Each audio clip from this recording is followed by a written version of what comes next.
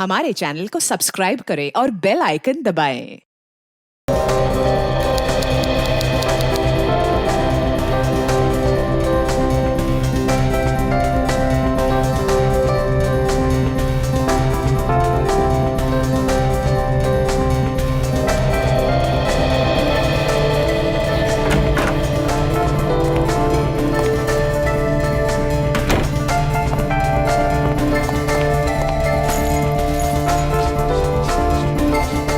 बर्फ तो ऐसे गिर रही है जैसे मनाली को भगवान एंटार्क्टिका बनाने के मूड में है।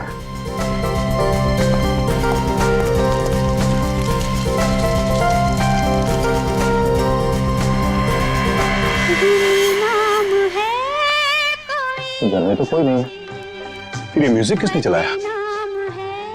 पूरब, माया, गौतम, पूरब, माया, गौतम,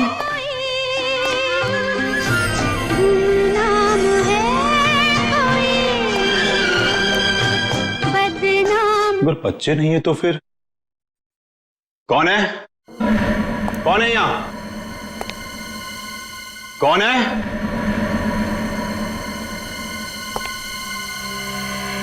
कौन है?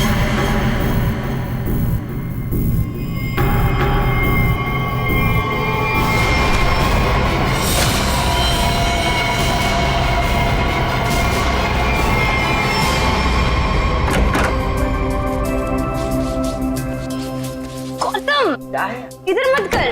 क्यों? इधर मत जा, फिर मुझे साफ करना पड़ता है। मत।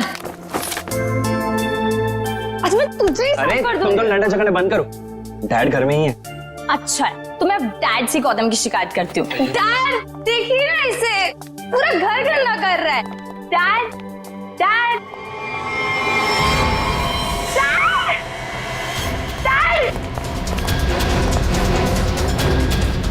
डैड डैड डैड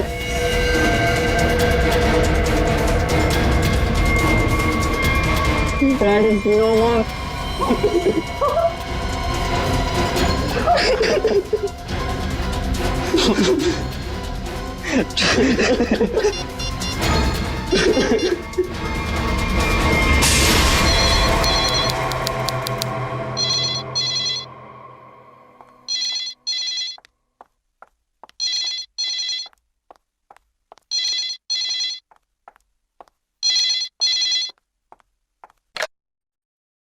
हेलो, हाँ वो लोग आ गए हैं और किसी भी वक्त घर पर पहुंचने वाले हैं। ठीक है।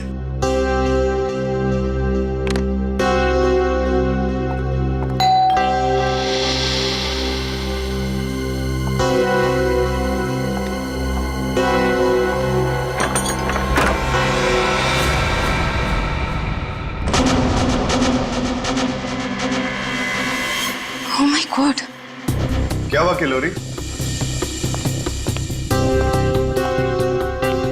आ गए वो लोग? वो लोग तो नहीं आए, लेकिन ये ताबूत कोई छोड़कर गया है और कोई यहाँ दिख भी नहीं रहा।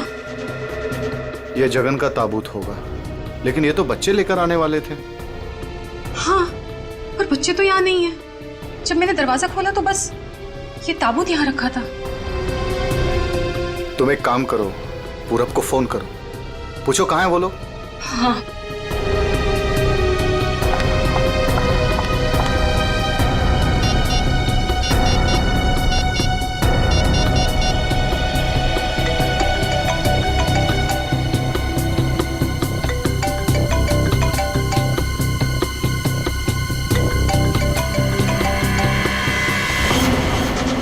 ये आवाज तो यहाँ से आ रही है। कॉफिन के अंदर से आवाज आ रही है।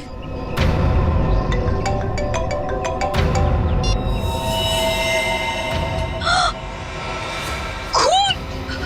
विक्रम, खून! Oh my God! कुछ तो गड़बड़ है। पुलिस को फोन करो जल्दी। एक मिनट, तुम पैनिक मत हो, खोलकर देखते हैं ना।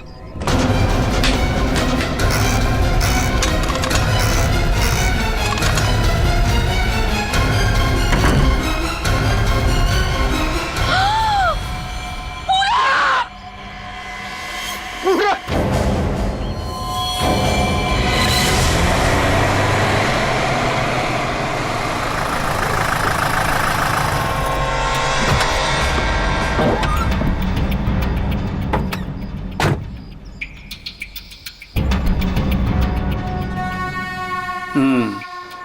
हो गया।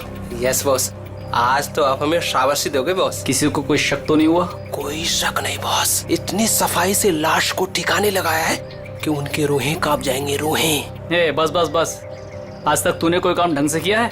बात करता है, मैं खुद चेक करूंगा।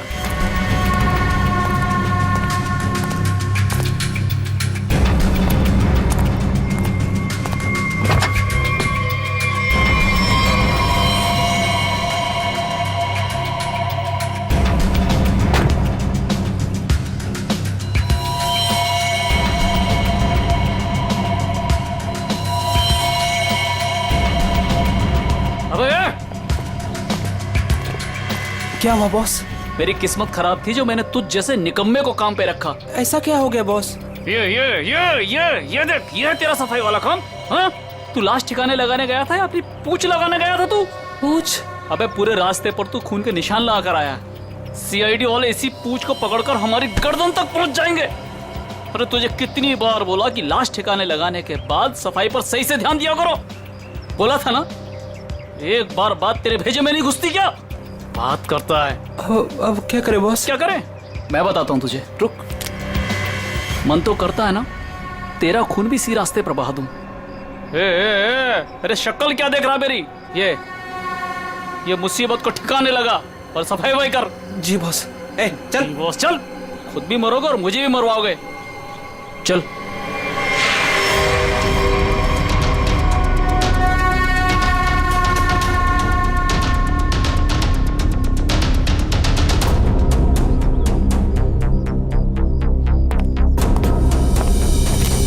क्या संबंध क्या है आपका लाश के साथ?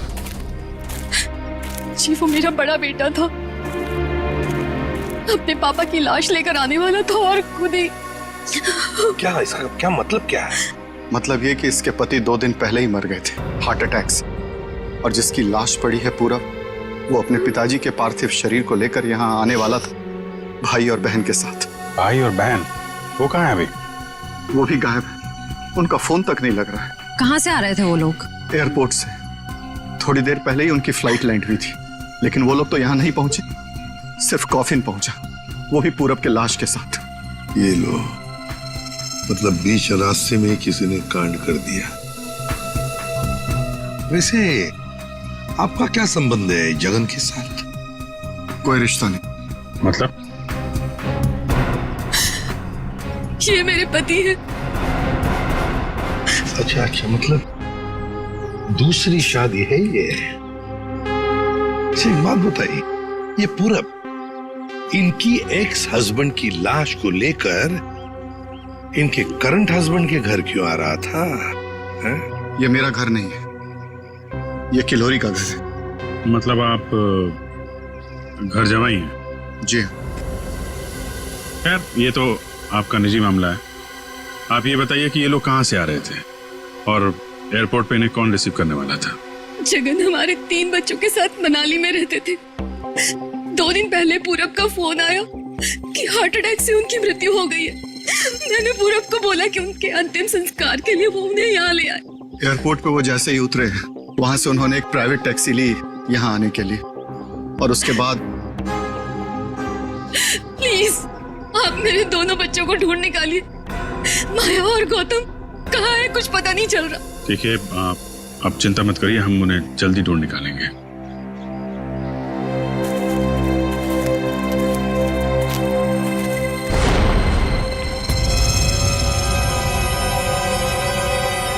तो ये देखो, उनकी रेलगाड़ी लगती है। Yes sir. निखिल सर, देखो ये रेलगाड़ी कौन से स्टेशन से होके आई है? चलो भैया, चलते हैं। चलते हैं भैया का क्या मतलब है? अपना मुंह दिखाने आया था तू यहाँ पर? मतलब ये है कि एक लाश पड़ी हुई है, उसका खून हुआ है, किसने खून किया ये तो आप पता लगा ही लोगे ना। महान हो आप लोग तो मेरा क्या काम है यहाँ। इसको नहीं बुलाऊं तो इसके कान में से धुआं निकलता है कि हमें बुलाया नहीं, ये तो यूं केस सॉल्व कर देते, यूं खूनी को पकड़ लेते। और अभी लाश को सूंघा तक नहीं, वो चल पड़ा। हाँ सूंघ लिया तो फिर मुंह खोल ना। लाश को सूंघने के बाद क्या पता चला ये बताने के बगैर सरपट भागे क्यों जा रहा है? देख फारूक के 2-2 बच्चे गायब है, इस औरत के 2-2 बच्चे, और ऊपर से बाप की लाश भी गायब है। लाश गायब है तो मैं क्या करूं? लाश बन के लेट जाऊं यहाँ पर? लाश ढूंढना आप लोगों का काम है तो ढूंढो ना। पूछो किसी से, ढूंढो ये कास्केट कहाँ से आया था। मैं क्या करूंगा इसमें? अच्छा तू जा। ठीक है। अरे एक मिनट सर, हमें इस केस में आपकी जरूरत है। आप देखो भैया वो तो हर केस में तुम लोगों को मेरी जरूरत पड़ती है, पर तुम लोग मानते कहाँ हो? यार छोड़ो इसको। अरे सर प्लीज एक मिनट। अरे सारुंके साहब, आप अपने ज्ञान का प्रकाश डालिए ना इस केस पे। इसके चेहरे पर अंधेरा छाया, ये क्या प्रकाश डालेगा? कुछ बोला? नहीं, ये हमारे आपस की बात है, तुम लगे रहो। ये ताबूत कहाँ से आया? ये लो, एयरपोर्ट से। अरे तो एयरपोर्ट जाओ ना यार, यहाँ क्या कर रहे हो तुम लोग? तो जाएंगे ना साळुंखे जी, पर आप क्यों मैदान छोड़ के भाग रहे हो? भाभी, आपके हस्बैंड की लाश आ गई। नहीं, मेरे बेटे की लाश आई है। क्या कह रही हैं आप? इतना सारा खून क्यों बह रहा है? मुझे बहुत डर लगता है खून से। शांति प्लीज। ना खून इसलिए बह रहा है क्योंकि इनका खून हो गया है।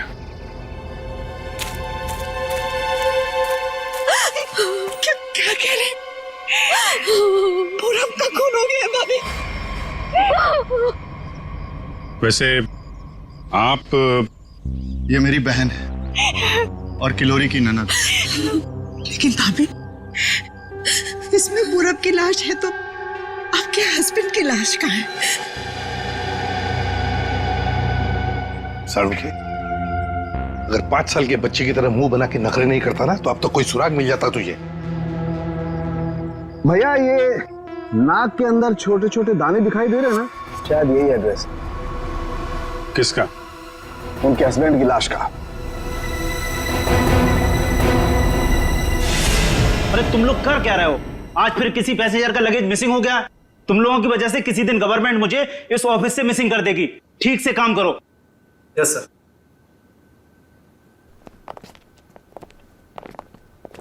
सर आप लोगों का भी कुछ मिसिंग हुआ है क्या? अब लोग सीआईडी से। हम यहाँ पर किसी पैसेंजर्स के बारे में पूछताछ करने आए हैं। आज सुबह कनेक्ट एयरवेज से 3 लोग एक कॉफिन लेकर मनाली से मुंबई आए थे। और वो 3 पैसेंजर्स ये लोग हैं। ये देखिए, ये पूरब, गौतम और ये माया।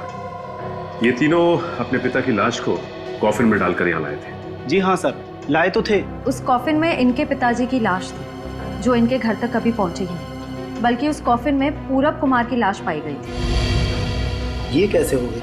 वही पता लगाना है। उसके साथ साथ गौतम और माया, ये 2 बच्चे भी गायब हैं। सर मुझे तो लगता है वो लाश कहीं। एक बात बताइए, क्या इन तीनों को कॉफिन के साथ कोई रिसीव करने के लिए आया था? नहीं सर। अच्छा एक काम कीजिए, आपके स्टाफ ने तो मदद की होगी ना कॉफिन को उनके गाड़ी तक पहुंचाने के लिए। जी सर। जरा उनको बुलाइए। जी सर, मैं बुलाता हूँ। हाँ। चंदन और बिहान को जल्दी अंदर भेजो।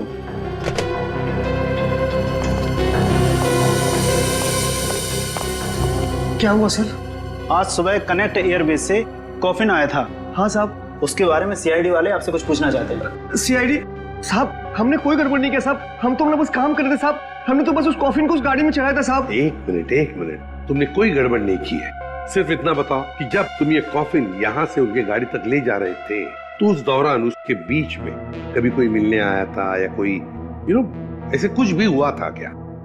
हाँ साहब, हम उन तीनों को लेकर जब यहाँ से बाहर निकले, उनके साथ जो लड़की थी ना, उसको एक फोन आया सर। पता नहीं क्या बात हुई, फिर वो अचानक से कहने लगी पार्किंग में एक नीली वैन खड़ी है, ये कॉफिन वहां ले चलो। अच्छा, वैन के ड्राइवर को देखा तुमने? नहीं साहब, वैन के ड्राइवर को तो नहीं देखा, लेकिन साहब वैन का नंबर मुझे याद है। गुड, तो नंबर दो। XY 02 6813। सचिन, पता लगाओ इस नीले रंग के वैन का। पूरब, गौतम और माया, 3 बच्चे अपने पिता जगन की लाश को लेकर मनाली से मुंबई आते हैं। लाश को कॉफिन में लाते हैं बाय एयर। मुंबई पहुंचने के बाद वो अपनी मां को फोन करके बताते हैं कि वो मुंबई पहुंच गए और साथ साथ वो कॉफिन भी। मगर जब ये कॉफिन उनकी मां किलोरी के घर पहुंचता है तो कॉफिन में से निकलती है बड़े बेटे पूरब की लाश। जगन की लाश गायब है और उसके साथ साथ गौतम और माया, दोनों बच्चे भी गायब हैं। तीनों के तीनों गायब। सर, हो सकता है कि जिस वैन में वो लोग लाश लेकर जा रहे थे वो वैन कहीं रुक गई हो और शायद वहीं पे कुछ हुआ हो। बस तो इसीलिए तो उस ड्राइवर की जरूरत है हमें। वो ड्राइवर कौन था, उस गाड़ी के बारे में डिटेल सब कुछ चाहिए हमें। सर, वैन के रजिस्ट्रेशन नंबर से मैंने मालिक का पता लगाया। फिर मालिक का कहना है कि वैन तो कुछ महीने पहले ही चोरी हो गई थी। ये लो। सर, इसका मतलब अब गौतम और माया की जान को खतरा है। बड़ी बारीकी से प्लानिंग की है, खतरनाक प्लानिंग की है। देखते।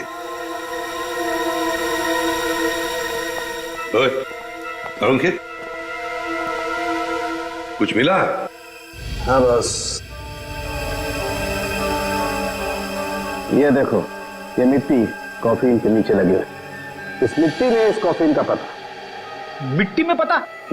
हमें तो नहीं दिखा। उसके लिए सालूखे की नजर चाहिए। सरुखे, कॉफिन का पता तो हम लगा ही लेंगे, पर पूरब की लाश इस कॉफिन में आई कहां से? ये पूरब की नाक बताएगी बॉस।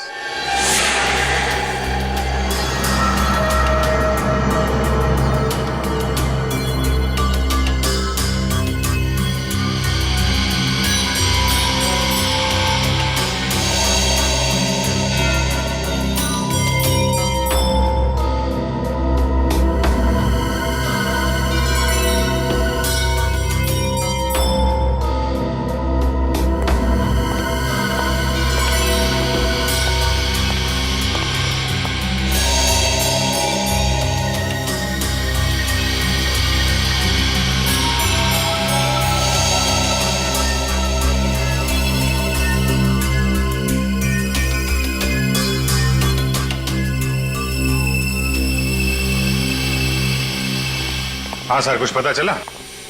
भाई अभी तक तो शक पर ही काम कर रहा है। शक दूर नहीं हुआ?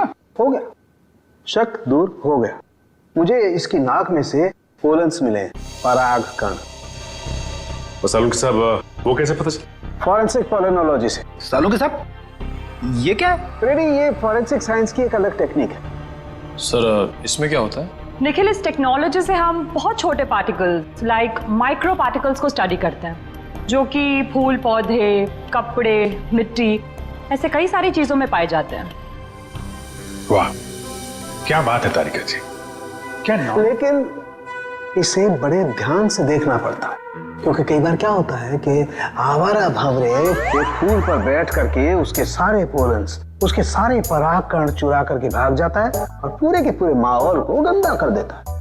साहब, पॉलिन जो है हवा और पानी से भी फैलते हैं। इसमें बेचारे खाली भंवरे को ही क्यों दोष दे रहे हैं आप? सही करो, बेकार में खाली भंवरे को दोष क्यों दें? तो होता यह है कि जब हम बाहर से आते हैं तो हमारे पूरे शरीर पर, आंख, नाक, कान, गले, सब पर पोलन्स लगे होते हैं, और इन पोलन्स की जांच करके हम ये पता लगा सकते हैं कि ये खास व्यक्ति किस जगह से आया है।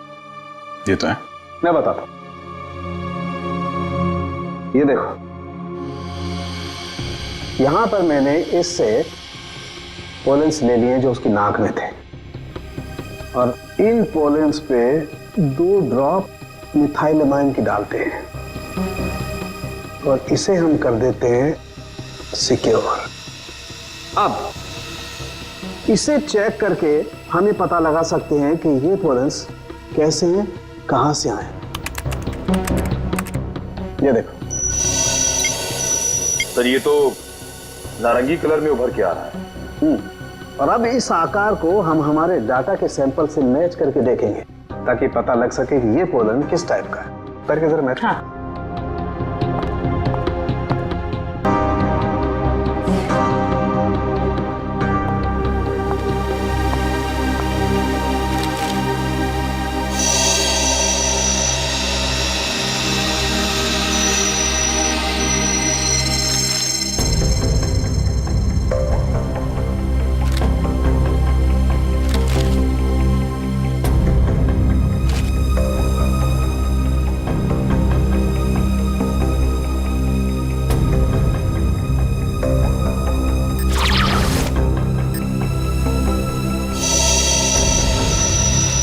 हाउ सर, ये तो पॉलेंस की पूरी लाइब्रेरी है।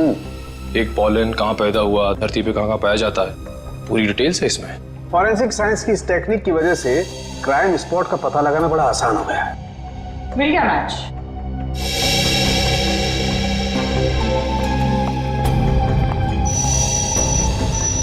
ये मैरीगोल्ड है जिसका हाइब्रिड नाम मरियासा गोल्ड 63 है। ये वैरायटी पूरे साल पैदा होती है और धानीखेत में पाई जाती है। धानीखेत? चलो कम से कम ये तो पता चल गया कि खून कहाँ हुआ है। सर यही है धानीखेत सर। फिर वैन यहीं पर लाया गया था। ये टायर मार्क्स तो हैं सर यहाँ पे।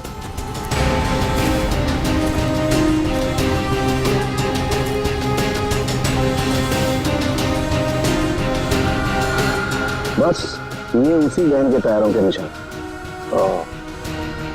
फिर तो जगन की लाश खूनी ने यहीं कहीं फेंकी होगी।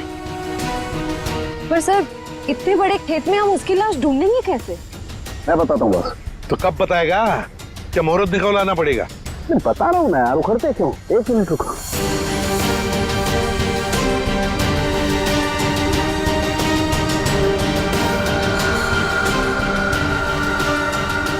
ये देखो, ये मैंने फूल के पोले निकाले। अभी मैं जिस दिशा में उड़ाऊंगा और ये उड़ करके जहां जाएंगे समझ लो फूल भी उसी दिशा में हुआ है। लेकिन सर यहाँ तो हवा ना के बराबर है, ये कैसे पता चलेगा कि हवा किस डायरेक्शन में है? ये मुर्गा बताएगा। मुर्गा? हाँ निखिल, मुर्गा। ये मुर्गा है ना, किसान लोग अपने खेत में अक्सर लगाते हैं। इस मुर्गे से पता चलता है हवा का रुख कहाँ पर है। जिस तरफ हवा चलती है ना उस तरफ ये मुर्गा मुड़ता है और इसका फायदा होता है पेस्टिसाइड डालने में, हवा के हिसाब से। उस तरफ देखते हैं सर। हाँ चलो देखो जरा आसपास कुछ दिखता है क्या? सर? हाँ सर वहां पे कोई लेटा है? चलो देखते हैं।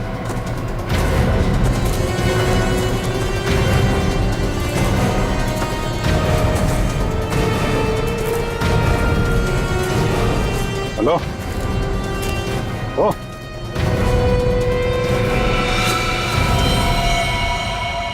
ये तो जगह है सर।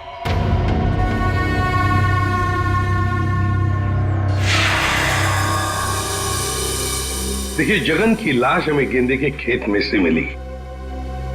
क्या बता सकते हैं ऐसा कौन कर सकता है? कौन मार सकता है जगन को? कौन मार सकता है आपके बेटे को? है किसी पर शक आपको? किसी के साथ उनकी कोई दुश्मनी थी? है? मुझे किसी पर शक नहीं। कहीं ये मामला प्रॉपर्टी से रिलेटेड तो नहीं? अब हम पर क्यों शक कर रहे हैं? क्यों नहीं? जगन जी अमीर आदमी थे, मनाली में सेब के बाग थे, जमीन जायदाद थी।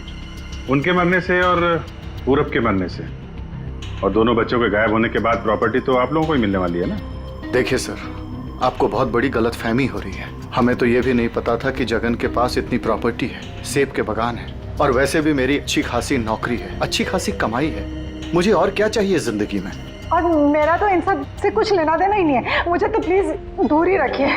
देखिए मैं अपनी फैमिली और अपनी वाइफ से बहुत खुश हूँ, मुझे और कुछ नहीं चाहिए। अच्छा, तो आपके कहने का मतलब है जो कुछ भी लेना देना है वो किल्लोरी जी का लेना देना है? देखिए सर, आप लोग मेरे बच्चों को ढूंढने के बजाय मुझ पर और मेरे परिवार पर शक कर रहे हैं। नहीं नहीं नहीं नहीं नहीं किल्लोरी जी, हम आप लोगों पर कोई इल्जाम नहीं लगा रहे किल्लोरी जी।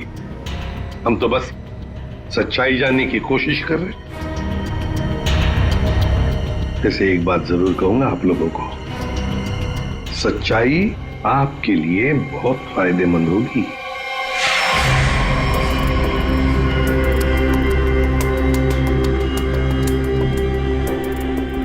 सारिका, इस ताबूत के ये निचले हिस्से में जिस तरीके के निशान लगे हुए हैं ना, उससे तो लगता है इस ताबूत को काफी दूर तक घसीटा गया है। तुम एक काम करो, जो ताबूत पर जगह जगह मिट्टी लगी हुई है, इस मिट्टी का सैंपल ले लो ये मिट्टी बताएगी कि ताबूत कहाँ से आया है। मगर सर खून कहाँ हुआ है वो तो हमें पता चल गया है ना। हाँ तारिका, ये पता लग गया है, लेकिन वो वैन, उस वैन के बारे में कुछ पता नहीं लगा है। जिस वैन में ये खून हुआ है, जिस वैन में से एक लाश गायब हो गई, उसके बारे में कुछ नहीं पता है। एक काम करो, इस मिट्टी का सैंपल ले लो, फिर इस मिट्टी को हम बॉम्बे के सॉइल मैप से मैच करके देखेंगे। लेकिन सर मुंबई के सॉइल मैप की कौन सी मिट्टी का फैलाव कहाँ तक है ये हमें कैसे पता चलेगा? यू ट्रस्ट मी ना?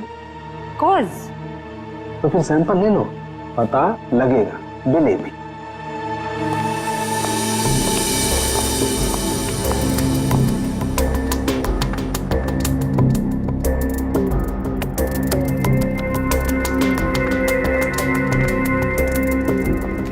अरे सालू के साहब, फिर से पढ़ाई शुरू कर दी आपने? भाई क्या करें, तुम लोगों की मदद करने के लिए पढ़ाई तो करनी पड़ेगी। अरे लेकिन ऐसा है क्या इस ताबूत में जो इतनी मोटी किताब की जरूरत पड़ गई?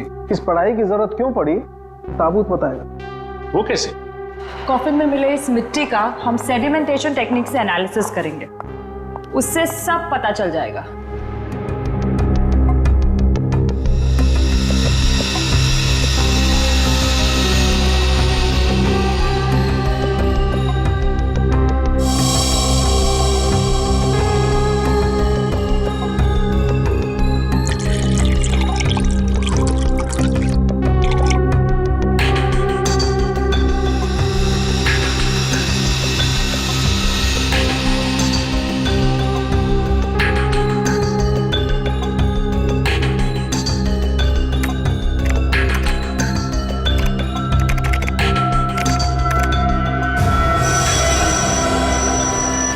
ये देखिए,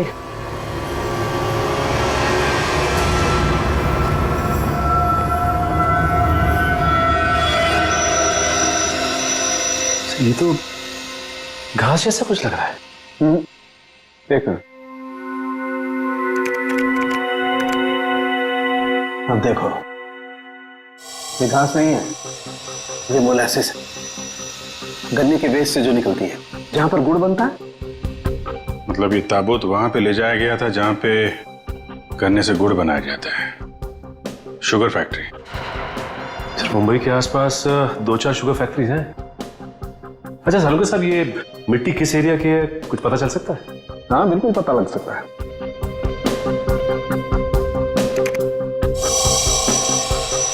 इस मिट्टी में 40% सैंड है। और इतनी सैंड परसेंटेज वाली मिट्टी मुंबई के बाहर कन्ना कावड़ी वाले इलाके में लगभग 30 किलोमीटर के एरिया में पाई जाती है। पर हाँ, ये मिट्टी ज्यादा रेत और ज्यादा आयरन होने की वजह से काली दिखाई देती है। सचिन, पता करो उस एरिया में कोई शुगर मिल है क्या?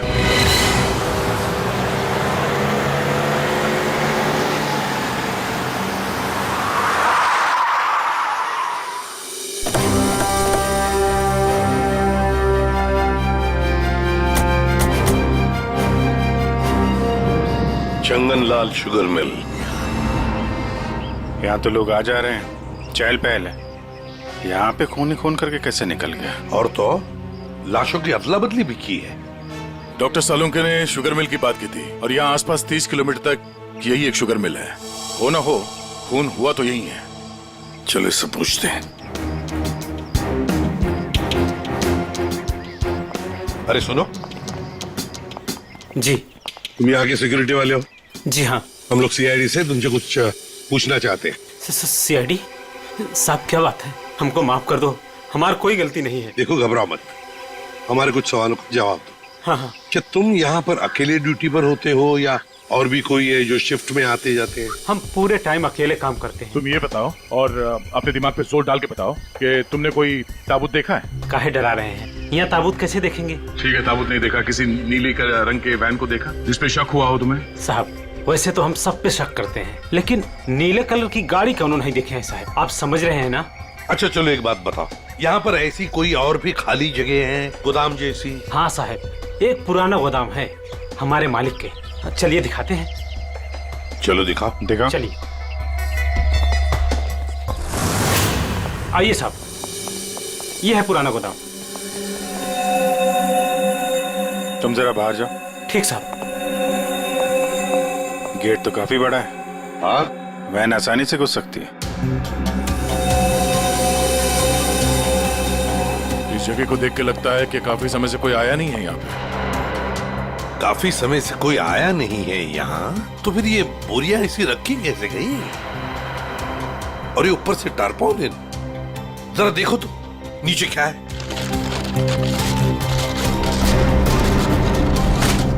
ये देखा?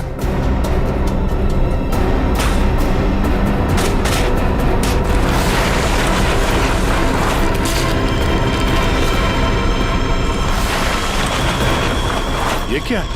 क्या बात है सर, यहाँ पे तो पूरे वैन को ही दफना दिया है।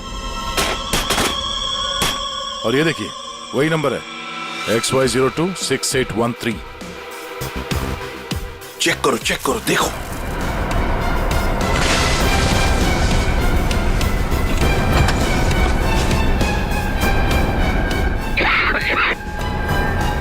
माय गॉड,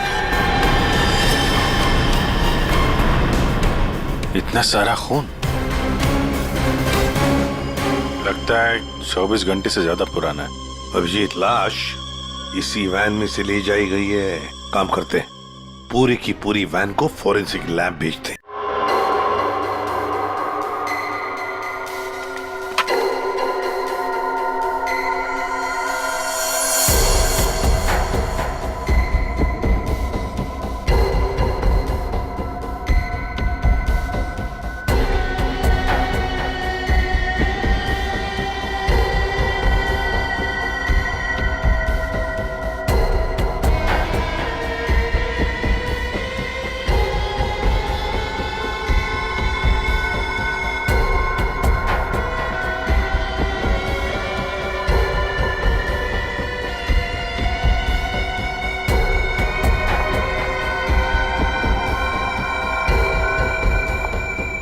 सर, मिला कुछ?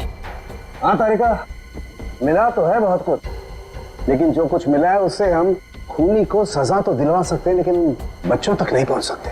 सर, टाइम बहुत कम है हमारे पास, कहीं बच्चों को नहीं तारिका, बच्चों को कुछ नहीं होने दूंगा, लेकिन सबसे पहले हमें ये पता लगाना पड़ेगा कि गैराज में डंप होने से पहले ये वैन आखिरी बार कहाँ होकर के आई। तो ये कैसे पता लगाएंगे हम? हमने पूरी वैन छान मारी है।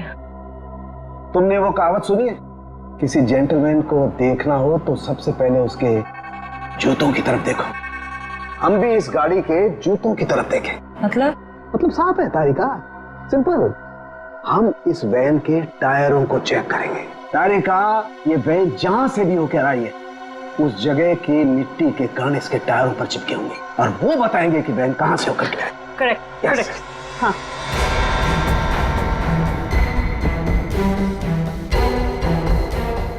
जरा एक कोर्सा पर पेट्रोल डिश लाओ। हाँ सर, अभी देते हैं।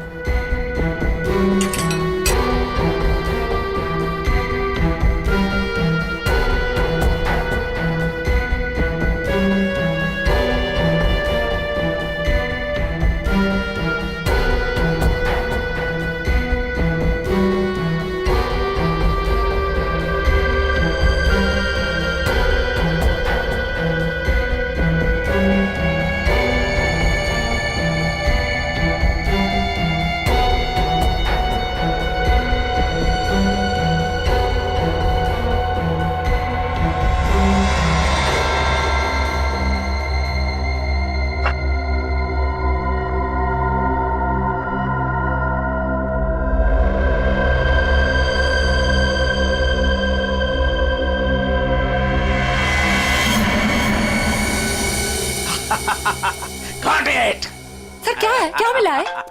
सर बताओ ना क्या मिला है। हेलो। हाँ तारिका जी। हाँ अभिजीत, उस वैन में से कुछ एविडेंस मिला? हाँ मिला तो है, लेकिन मुझे नहीं पता क्या मिला है। सर बता ही नहीं रहे। अरे क्यों? डॉक्टर साहब हैं कहाँ? यहीं पे हैं, कूद रहे हैं, गॉट इट कर रहे हैं। अरे उन्हें ऐसा क्या मिल गया कि जो बरसात की मेढक की तरह कूद रहे हैं? पता नहीं, मुझे कुछ नहीं बता रहे, तुम ही बात कर लो। सर। हाँ अभिजीत। ओ अभिजीत, आज भाई साहब।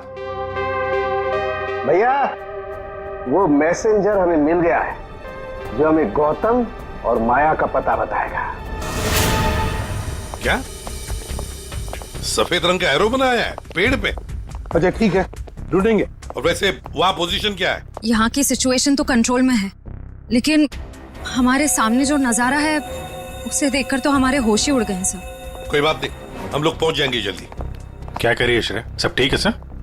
कह रही है कि वहां पे नजारा ऐसा है कि जमीन खिसक जाएगी पैरों के नीचे से। सर हमें जल्द से जल्द वहाँ पहुँचना होगा, पर लोग बहुत कम है, कहीं हाथ से निकल न जाए। आप लोग कोई बताएंगे क्या हो रहा है? कैसे है मेरे बच्चे? ठीक तो है? प्लीज कुछ बताइए। मैम जरा धीरज रखिए, सब कुछ पता चल जाएगा। कुछ बताया होगा ना फोन पे उसने। आखिर हमारे बच्चे मिले कि नहीं मिले कुछ तो मालूम होगा ना। देखिए अभी कहने सुनने से कुछ नहीं होगा, जो भी है वहाँ पे चलने के बाद ही पता चलेगा। अरे पता तो तब चलेगा जब वहाँ पहुँचेंगे। अगर भालू शेर चीतों को पता चल गया ना कि हम लोग यहाँ हैं, तो दुनिया में किसी को हमारा पता नहीं चलेगा। आप फिक्र मत कीजिए प्रीति जी, आजकल इंसान जानवरों से ज्यादा खतरनाक हो गया। हो सकता है वो आपको देख के भाग जाए। अरे उन्हें चिल्लम चिल्ली की आदत नहीं है, जरा शांत रहिए आप। क्या? एक मिनट। श्रेया, वो सफेद निशान वाला पेड़ मिल गया। सर उस पेड़ से राइट लेकर 200 मीटर स्ट्रेट आ जाइए। 200 मीटर राइट में। चलिए जल्दी चलिए। कोई मुझे बताएगा हो क्या रहा है? मेरे दिल बैठा जा रहा है, कहीं मेरे गौतम और माया को कुछ हो तो नहीं गया? बस बस और नहीं चला जाता, अब नहीं चल पाऊंगी। देखिए पीछे छूटने वालों को जानवर छोड़ते नहीं है, लंच या डिनर में खा लेते हैं। नहीं, मैं आगे जाती हूँ ना, आप लोग मुझे फॉलो करिए।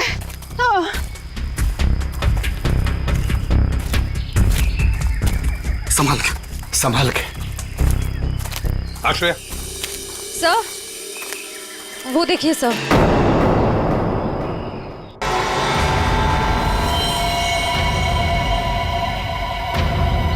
माय गॉड, जल्दी से बच्चों को नीचे उतारो। हे भगवान, क्या है? चल गए। ये क्या मजाक है सर? जब आप लोगों ने देखा कि ये लोग यहाँ आए थे, इन्हें छुड़वाया क्यों नहीं, नीचे क्यों नहीं उतारा सर? बचा लो मेरे बच्चों को। श्रेया माया घबराओ मत।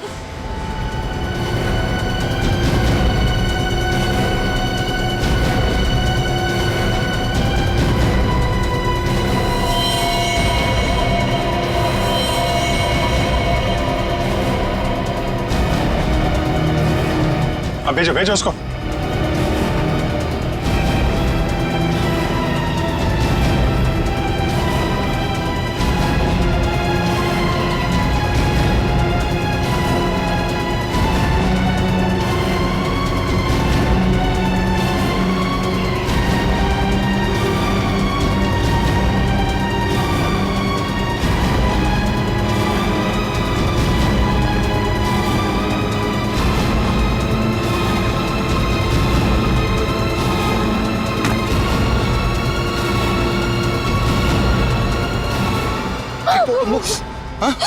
तुम लोग ठीक हो ना?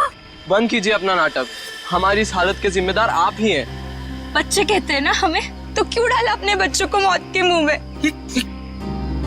तो अच्छा हुआ सीआईडी टाइम पे आ गई, वरना आपने भैया की तरह हमें भी मार दिया होता। क्यों खिलोरी जी, ये बात क्या है? बच्चे आप ही पर इल्जाम लगा रहे? मुझे भी कुछ समझ में नहीं आ रहा है। मैं तो इन लोगों से इतना प्यार करती हूँ, मैं क्यों मारूंगी इन लोगों को? बात तो सही है, सवाल जायज है। एक माँ अपने ही बच्चों के साथ ऐसे कैसे कर सकती है? देखिए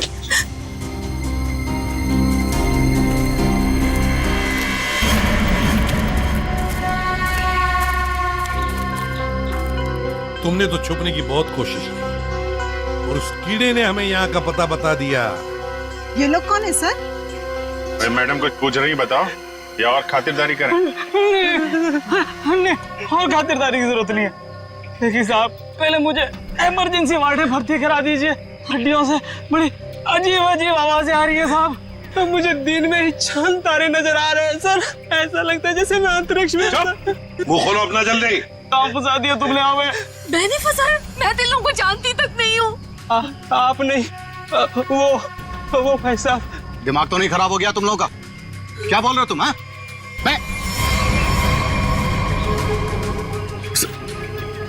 वाकई आप मल्टी टैलेंटेड हैं। Husband come kidnapper come murder, all in one. क्या बात है? विक्रम तुम? भैया क्यों किया तुमने ये सब? और क्या करता? इसके तीनों बच्चे मेरे छाती पे सांप की तरह लौट रहे थे। विक्रम, तुमने बोला था कि तुम हमारे बच्चों को मुझसे भी ज्यादा प्यार करोगे, और तुमने मेरे एक बेटे को मार दिया और बाकी दो को मारने की साजिश की। जिस मकसद के लिए मैंने तुम्हें फंसाया, उस पर तुमने पानी फेर दिया। तुम्हें फंसाने का मेरा सिर्फ एक ही मकसद था, तुम्हारी प्रॉपर्टी, तुम्हारा पैसा। लेकिन तुमने अपनी सारी प्रॉपर्टी अपने बच्चों के नाम कर दी। क्या करता मैं? और तो और तुम अपने पुराने पति से भी मिलने जाती थी। तुमने कभी सोचा कि मेरे अंदर क्या होता था? मैंने एक दिन डिसाइड कर लिया, तुम्हारी पुरानी फैमिली को ही तुम्हारे रास्ते से हटा दूंगा। और इसीलिए सबसे पहले तुमने जगन को रास्ते से हटाया, क्यों? हाँ, इसलिए मैंने अपने रास्ते से सबसे पहले अपने पहले कांटे को हटाया, जगन को।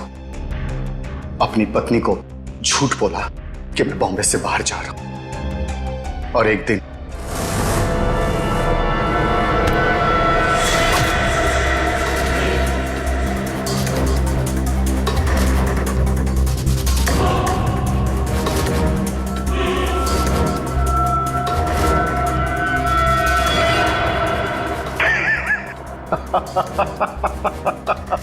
सोचा था जगन के मौत के बाद तुम्हारा झुकाव तुम्हारे बच्चों के लिए कम होगा, लेकिन मैं गलत था। तुम्हारा तो और बढ़ गया, और तो और तुमने उन्हें साथ रखने का फैसला कर लिया। पर यह बात तुम्हें बर्दाश्त नहीं हुई, इसलिए तुमने इन दोनों को भी रास्ते से हटाने का फैसला किया, क्यों?